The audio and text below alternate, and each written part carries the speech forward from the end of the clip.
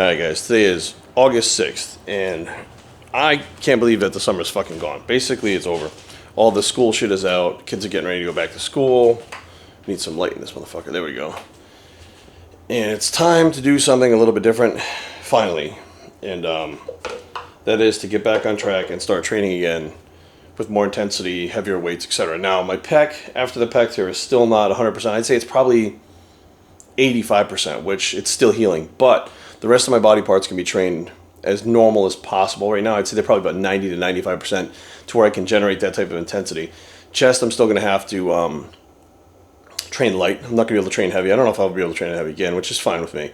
So the intensity is going to be a little bit different, but I'm going to be switching back to basically my pre-contest routine, which is Monday. So it's going to rotate. So Monday, today will be back and chest. Tomorrow will be shoulders and arms. Wednesday rest. Thursday will be legs. Friday will be back and chest again.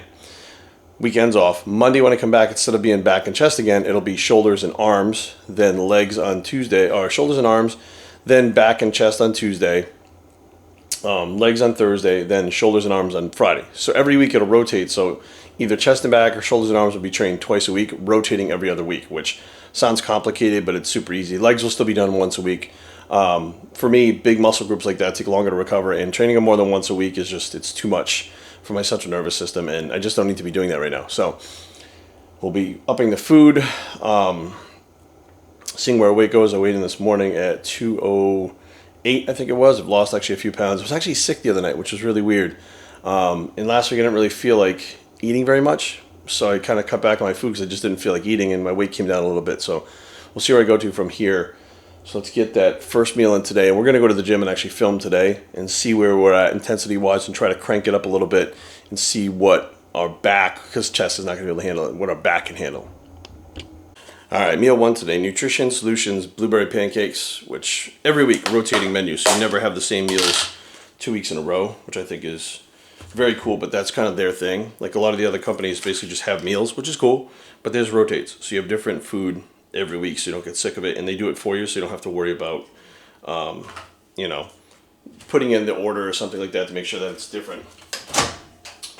So we're going to get this meal in, and we're also going to be using new pre-workout. I always said I wouldn't do a pre-workout unless it was absolutely something different. Primousine. Now, it's being formulated right now. It's done formulation. It's being produced right now. It's kind of hard to explain without going into the science. It actually is very science-based, which I know a lot of people make fun of me for being bro and stuff like that. But when I actually sat down for my first phone meeting with Primeval, they had actually asked me if I had any ideas about supplements, right? About formulating certain supplements. And I was like, yeah, I think that honestly we should get back to doing the stuff that actually worked, not looking for these crazy gimmicks like everybody's looking for nowadays. And they agreed. And one of those things was essential amino acids instead of branch chains. Everybody else was doing branch chains. And Primeval was like, yeah, let's do the essentials. That's awesome. It's like a good idea. They actually build muscle. They were on board, and that's kind of how EAA Max started its birthing right there. Some other ideas I had, and things that have been lost a long time, are ingredients that worked, but they became not sexy over time. So that was something that I kind of looked at, like, certain things are not being used anymore, and I contacted manufacturing and said, what about this, what about that, what about this? And they were like, we don't even stock that. Like, let us see if we can even get that nutrient. I knew right away. I said, people are not using it anymore, but I could still find the ingredient on Amazon and stuff. So I was like, that's interesting. Some companies still sell it as like a health supplement, but the bodybuilding world kind of did away with it, and it worked really well. And when you combine it with creatine, calcium pyruvate, like, it's one ingredient, and when you combine it with those other two things, you look at the literature, right? And you can feel the difference in your body energy-wise, and it's not a stim. Like, you literally have true muscular energy where you can handle more reps, more weight, actually contracting against the weight. And it's just been sitting there the whole time, and people just let go of it. They just forgot about it because the new things are coming out, and what they want to do is be like, oh, we have the new ingredient in our supplement. So they're really looking for that new ingredient, really not even caring about what works. You know what I mean? Tried, true, and tested things that worked. People don't even give a shit about in the fitness industry anymore that are making supplements, because they want the new thing so they can market the new thing and be the first to market with it, even if they don't know whether it works or not, just by some studies. they don't care. They just want to be the one that says, we did it first, check us out, we're awesome. And then people go, oh wow, they brought it to the market. And half of these supplements just fall by the wayside and they're never used anymore. The ingredients are taken out, like vanillin sulfate. There was another glycopropyl something or other. It was supposed to be the next big pump product. That was in and out in like 6 months. It disappeared. And now some companies still put it in there, but it's not like a main marketing thing anymore. But it was a huge marketing thing right away. So we're going to be using that today before workout. We're using our Perfect Post, our essential aminos. The BMR4, which we're not really trying to get leaner, but the BMR4, the calcium pyruvate in the BMR4 does amplify the creatine that we're taking also. And yeah, so we're just going to get on the go and get this stuff done and see where we're at in the gym today. Alright, we're going to have to make a little correction right there. So we're not going to be using BMR4. So, it didn't dawn on me while I was saying that because I didn't do anything with retakes, so we're not going to cut it and make a whole bunch of bullshit out of it. There's calcium pyruvate in the fucking pre-workout, so I don't have to take the BMR4 for the calcium pyruvate, so we won't do that until we're ready to cut, and then we'll start the BMR4 again. It's actually hard to gain weight when you're using BMR4. I've had to cut it out twice when I've tried to put weight back on. Did you already say that UPS game, babe? Yeah. UPS drove by. You didn't bring me shit. Why not? Motherfuckers. No shoes? No shoes. So you're hiding I got a pair coming tomorrow. I got the You know you got shoes, you're just hiding them. the human race blank canvas. For me? Not for you. What the fuck?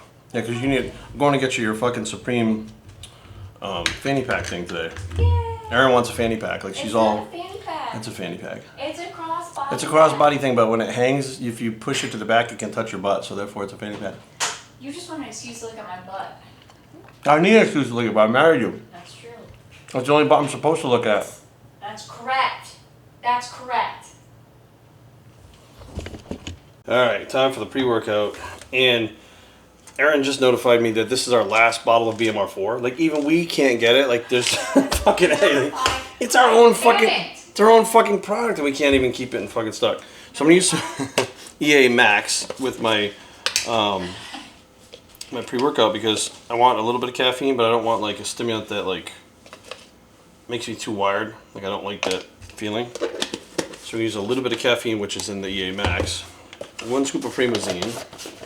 Now, when's the last time you saw a pre-workout in a jar this big, right? I mean, and basically this is 1 scoop, which this actually has 20 grams of carbs in it, and the final product actually is going to have 10 grams because I was experimenting with it a little bit, and I like the feeling that Intracell 7 has with the 10 grams during the workout. So I was like, you know what, I don't think we need 20 grams in there, and I think it would cut out a lot of people that do keto and stuff like that if you had a 20 gram serving.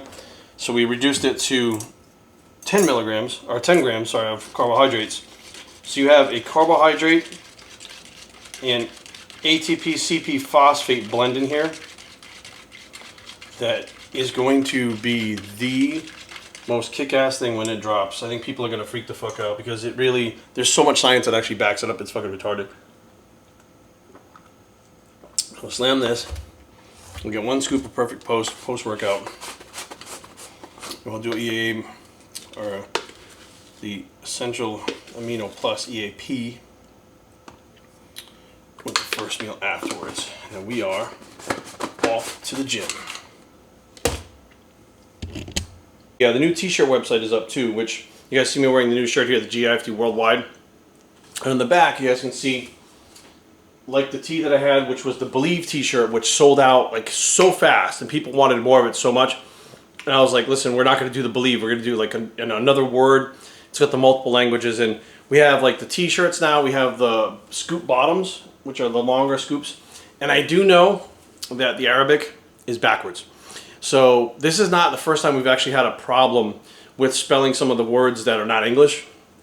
We've already revamped it. We've changed it on the website, and it's spelled the proper way now, which is mirrored. It's basically flipped the other way. But we have tanks, the gym hoodie, which is a zip up, so you don't have to take your hat and your headphones off. You can just zip it, take it off. The shorts, which I'm wearing right now, joggers, 2 different types of tanks. We get the regular tanks, we get the stringer tanks. We have 2 different types of scoop tees. And 2 different types of t-shirts up all right now. So link in the description box below. It's gifd.merch.com. So let's babe, you going to the gym? Babe. She's all upset because she can't. Want to go to the gym, babe? Want to go train chest? I gotta do chest, babe. All glasses to the gym. So I'm wearing the zip-up gym hoodie because it is hot as fuck right now. It's like 91 degrees. Because it's usually cold as shit in the gym. And I have a hard time warming up when it's too cold like that. So I'll leave the sweatshirt on until I get to a certain point where I'm warm enough, and then you just zip it and take it right off. What I don't like is the pullovers in the gym. You gotta take your fucking headphones and shit off, and it's just a pain in the ass. So we're gonna, like I said, back and chest today. And when I'm doing this type of routine, I usually like to do chin-ups. As I do 2 back exercises to failure, 3 sets each. And then usually it's just 1 chest exercise to failure, but today I think it's just going to be 2 because I can't go to failure. So I think we're going to do, there's a certain pull down machine because I can't do chin-ups yet. It still pulls on the pec. I prefer chin-ups. So I usually do a pull down or chin up and then some kind of row to failure, 3 sets to failure after warming up. So 3 working sets to failure.